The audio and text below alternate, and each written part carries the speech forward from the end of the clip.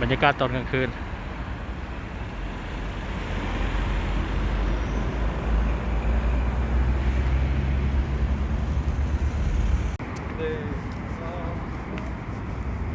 ค่ำคืน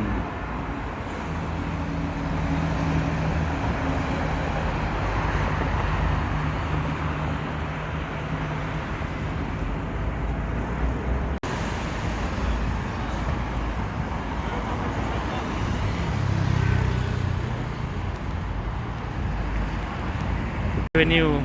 of Youth เนาะถนนนี้ก็เป็นถนนบ่อเสาลอริดกลางคืน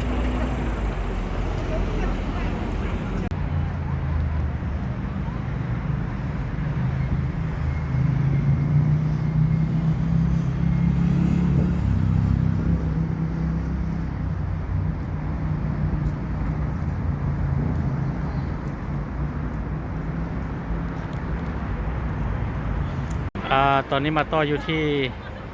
ชุดก่อนได้เอาวิดีโอลงว่าห้องน้ำที่ว่าสะอาดเนาะที่ก็จะปรับอยู่นี้สังเกตเบื้องตอนกลางคืน